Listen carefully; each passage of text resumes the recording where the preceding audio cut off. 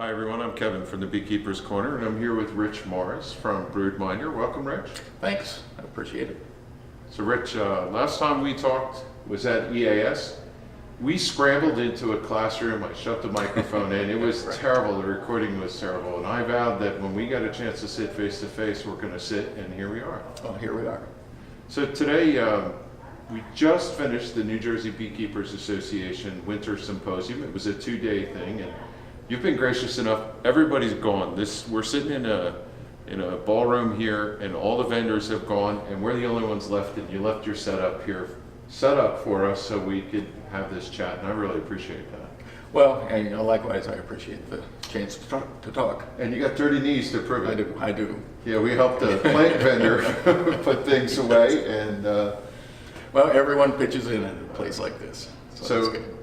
So speaking of pitching in, EAS was the catalyst of you coming out here. Spoke with Tim Schuler and some others, and you drove out here from Wisconsin. Well, yeah, when I was at ABF, Tim and John came up and said, you got to come to this meeting. And I was pretty quick to agree to that because EAS was very pleasant. Yeah. Everybody, well, the beekeeping community in general is great, but in particular, I've noticed the New Jersey group is really energized, and the whole way you've got the different regions, the different what do you call them? Branches within the state to help the state beekeeper is just awesome, and I'm really glad I came. Yeah, because it's a great meeting. So a year ago, thereabouts, maybe a little more, you started kicking off your citizen science project in earnest, and look what we have. We've got we're still here. Yeah. Your products are great. I know you stand behind them, and you're starting to get your program together as far as even more things in your ecosystem, and you have a goal for 2017. Yeah, we wanted to get 10,000 systems shipped, 10,000 sensors out. To date, we've got about 3,000 that we've shipped, which is fabulous. Feel really good about that. It's been a year of learning. Yeah. We're putting these things outside in beehives and under beehives, and so we've learned a lot. And we've, I think, taken care of problems as they've come up. Any problems are our problems, not your problems. And it's really going great at this point. The system is maturing, and we're just getting ready to introduce the last vital component, I guess. Yes. So before we go there, yes, there might be some people who don't know what a broodminder is. So just give us that's a good basic. So it's for hive monitoring. It's for measuring temperature and humidity. We got this little device that sits on top of the frames in your hive, and like this. There's one right here. There's one here and one there. It just slips in there. And then we've also got a scale that goes under the hive. And we effectively measure half the hive weight and double it. And we did that so that we could keep the price as low as possible on that. They both talk to your cell phone or to your iPad or to your Android via Bluetooth. And so once you put them in there, they're sitting there logging data 24/7, and then when you get around to it once a week or once a day or once a year, you can retrieve that data and see what your bees have been doing while you weren't there, basically. Yeah, and unlike, I have a grain scale Yeah. that I have a hive on. It's only as good as when I'm standing in front of it taking a reading, but this thing is telling you your weight all the time. Yeah, the really interesting thing to me is seeing that the daily excursions, seeing what's happening when you're not looking. Especially the temperature inside. The temperature. One of the things that just fascinates me to no end is the whole superorganism aspect, and the fact that these, all from the same genetic little piece of information, they keep the brood at 96 degrees Fahrenheit. It's magic, but you also know that when there's not brood, it more or less follows the outside temperature, elevated some. So some of the things this summer we've seen as we've run through it, Theo Hartman has had his 7 hives, 6 hives and a control hive running. And so we've seen that, when the queen comes on, the temperature, will elevate 20, 30 degrees sometimes, and then just stay at 96. But then if you lose a queen, which he had in one of these hives here, it starts following outside temperature, and you say, something's wrong. Yeah, so that's pretty cool. Yeah, and this time of year, you could put one of these in, and it's February 12th as we record this. Mm-hmm. You'll know if your queen's getting to work, right? Well, and the bigger picture in our team's mind is really seeing that across the country. And I think what's going to be the intriguing part is when we do have 10,000 of these out there, we've got a density enough that we can say, oh, look, this is happening in Arkansas, this is happening in Tennessee, this is happening in New Jersey, this is happening in Oregon. And how those things are happening as spring comes on, as broods get started, as the honey flow goes, tells us a lot both about our ecosystem that we all live in. But I think as we look at the data, and more importantly, as other people smarter than us look at the data, we'll learn some things about the bees that we just didn't even think we didn't know. So, one of the things that is the value add is I get to see what's going on literally in my own hives. But then the data gets uploaded, and then I can watch the ecosystem that everybody else is in, get both views of the world. And to your point, if I'm in New Jersey and I'm seeing people in Maryland, their hives are getting active, I know that it's coming our way, right? You can see that wave when you have enough data points. Well, and you also see when the person we only encode it by zip code, so we keep anonymity. But when you see that everyone in the zip codes around you have honey flow, and you don't, then you say, well, there's something going on. Something's going on, or if you're mentoring somebody, or if you're just curious, then a big component of it to us is that social networking part that beekeepers seem to like to do. Yeah. So you have another product over here on the bench. Yeah, we started with Bluetooth Low Energy, really targeting backyard people because we wanted to get this out and make it available. But one of the requests from the very first was some way for it. My hives are 60 miles away. How do I do that? And I don't have a buddy that'll go harness the data. So we're just in the process. This is the final prototype of our solar-powered hub. So if you have, like I have 4 hives at home, and I've got 13 sensors, because I have one outside one too. And I have it setting my apiary there, and then once an hour it's listening to the Bluetooth chatter all the time, and once an hour it calls home and sends the data straight to beekeeping.io, which is our web service. Yeah.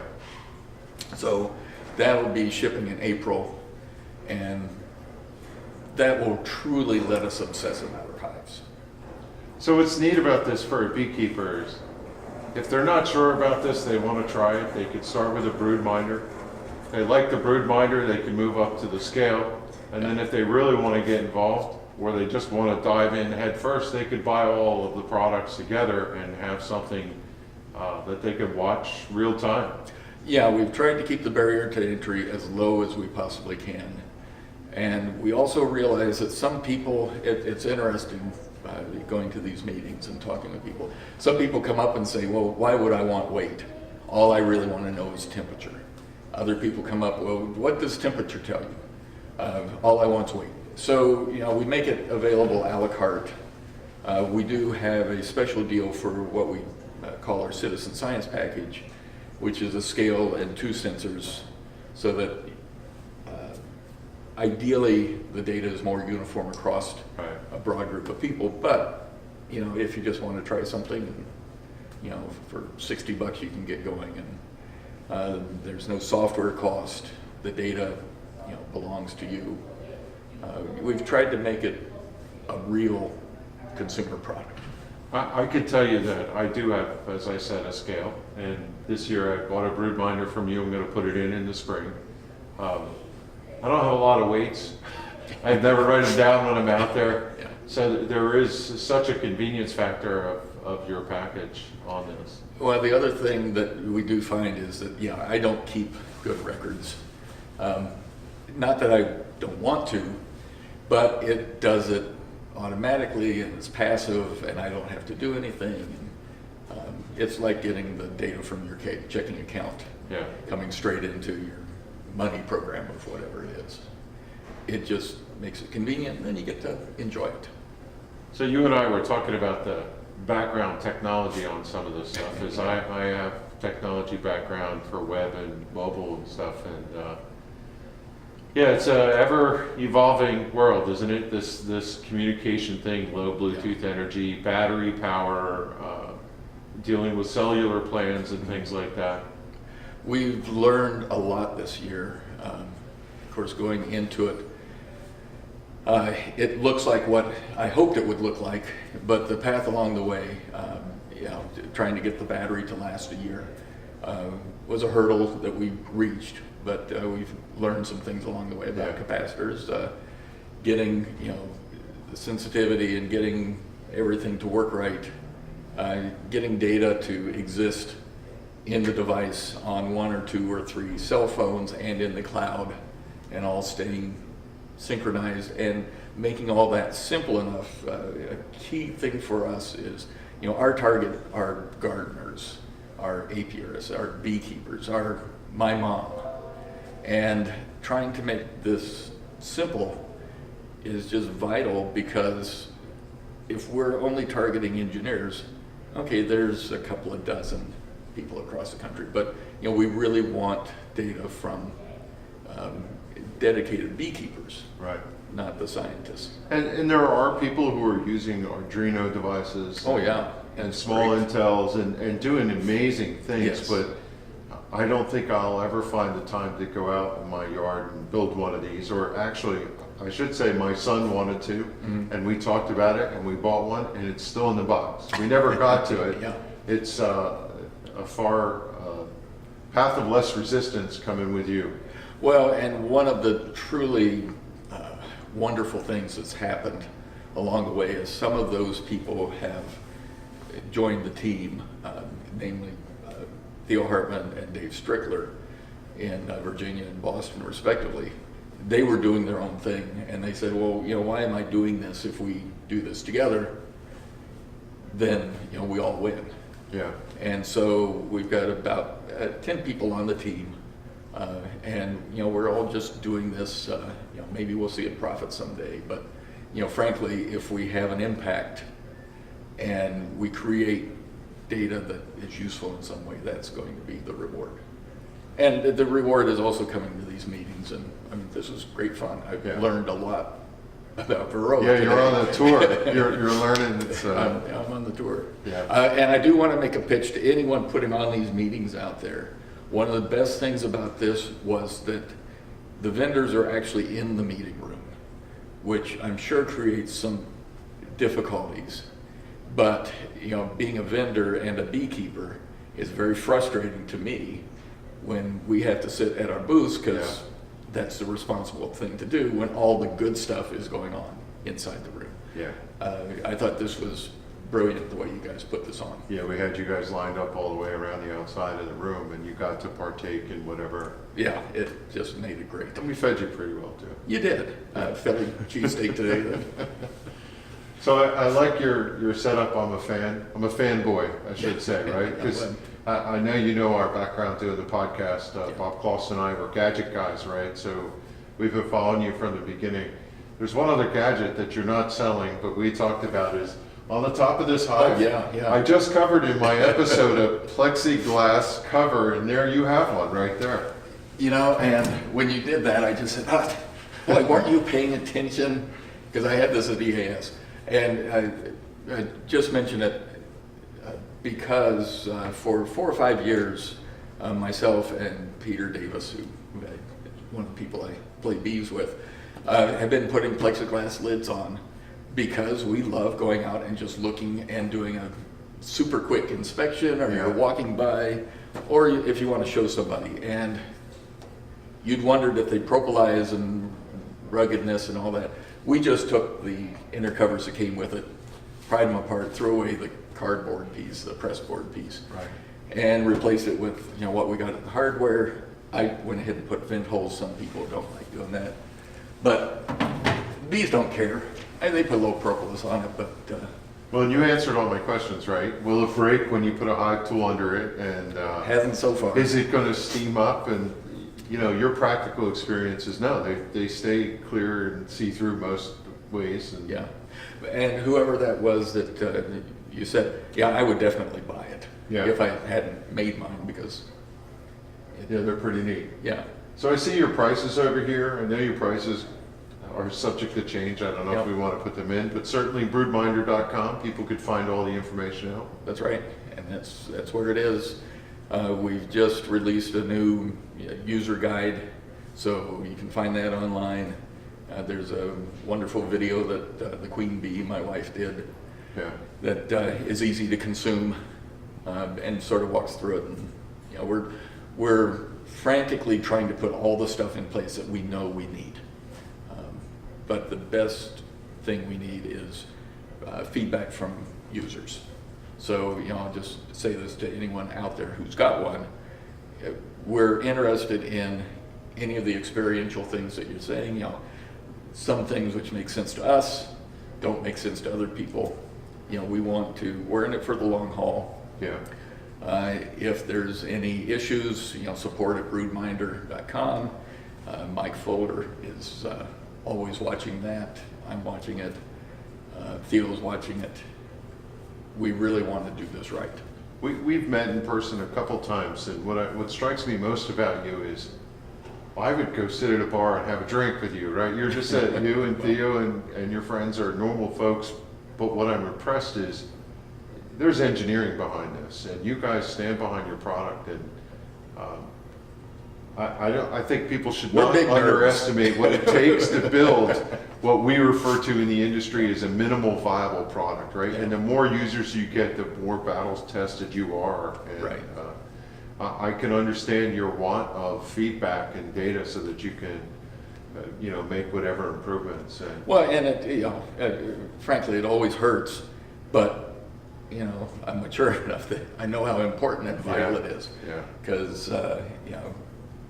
the fact that my feelings are hurt is less important than having a product that we don't like. I always tell my team that bad news doesn't get better with age, but in the case here, That's right. you have a lot of good news. I see you just continue to build users, and you're coming out with new products. And from my experience, I've had good results with your stuff, and my friends have too. And as I meet more and more beekeepers in person coming into the 2017, I tell them about Broodminder, and they go, "Oh, I know what that is. That must be good. great for you." Yeah, Right? that is very satisfying. Yeah, and all we're trying to do is get evidence. Everybody knows that, I've heard it 24 ways, but you get 5 beekeepers and you get Right. 7 opinions. And you know what? I value all those opinions because these are people who've done it 20 or 30 years. And yet they have very different experiences. And we're just trying to put some evidence behind it. There's a couple of groups going that are looking at overwintering that we're going to have in our newsletter here before long. That are just saying, okay, here's what we did, and here's some of the why we think it's working. Yeah. With numbers and with temperatures and all that. So I think the industry is evolving. We all want to succeed. Right. And the bees are under pressure, and we're just all trying It's to do an what we interesting can. time to It be is. in bees, right? So, Yeah, it's a lot of fun. well, listen, you and I closed the place down. Yeah, We're get to shut the lights off. I want to give you any chance to say anything we didn't get to discuss, but no, I think that's it. We're just remain enthusiastic, and we'll keep doing this. We'll be going to the local, the regional meetings. I as saw much as on your possible. website you're making a tour. Yep, we're doing Yeah. next weekend Western Pennsylvania, then Indy Bee School, Worcester, and Michigan. And And you then out were, to California in Yeah. May. We've got some And it's been wonderful. We've met just some wonderful people who are enthusiastic and, you know, helping spread, you know, what we're trying to do. Yeah. And like I said, it's not about the gadget, it's about what we're trying to do. Yes, without a doubt. That is the important part. And for that, we thank you as a beekeeper, and we're rooting for you, and stay in touch. I'll see you around, and I've got your number. Yes, you do. So, Okay, thanks a lot, Kevin. thank you. Hey everybody, I'm here with Rich from Broodminder. Rich, why don't you take me through what you got going on here? Okay, well, Kevin, we do beehive monitoring, and it's wireless, talks to your cell phone, but we basically have a couple of sensors that we measure temperature and humidity. Put that in on top of your brood box frames, put another one above the lower brood box, and then underneath we put a scale that basically weighs half the hive. The back, we put a 2x4 or a piece of angle iron. And all of those are sitting there measuring 24/7, logging the data, and then when you come up with your cell phone or your iPad, you bring that in and you can email it to yourself, or you can send it to our web service, where we'll store that data for free forever on the provision that that data becomes public domain by zip code, so that we get a lot of data from all over the country. So you have the sensors checking out what goes on in the hive, and from them you can tell what activities, like if the hive swarmed, the weight's going to show up, or different activities that correspond with beekeeping show up in the sensors. So we're just, you know, dipping our toe in this. This has been our first year, but we have seen some interesting things already last year. One is that, for instance, when the brood is on, shows up really clearly. The brood wants to be at 96F, and so when the queen starts in the spring, you see that come on and pretty much is stable there, unless she disappears for some reason and starts fluctuating. Or in the fall, then you can see that fall off. And of course, you can see honey flow, you can see the coming and going of the bees. Yeah, I had several swarms, and what you see is boom. Yeah. All of a sudden, your weight And goes you down have 8 charts and pounds. graphs here and on your website that people can see how to model and interpret the data. Yeah, at broodminder.com, we've got a whole series of different areas you can go, and we've just introduced a manual that we've tried to pull all that together into one document that you can sort of look through and see what's going on. So in 2017, you're introducing a new product. Yeah, the one thing we were missing was for people with remote hives. So if you live in town and your hives are out on the Cape or wherever, this device basically eavesdrops on the hives, on the sensors, and then once an hour or once a day, depending on how you set it, it sends that over the cell phone network straight into beekeeping.io. It's solar powered, so you can just drop it out somewhere close to your hives. Yeah. And you All, just put as long one as in it's and in here. Bluetooth range, it'll Yeah. pick up all the sensors. That's right. Yeah. And we use a special long-range Bluetooth, so it goes about 50 feet, I would say, reliably to any hives. So it can cover a 100-foot area. So broodminder.com. Broodminder.com. Cool. We're watching your stuff. We're very interested as gadget guys at the Beekeepers Corner in Northwest, and appreciate you taking the time to show me through this. Thanks.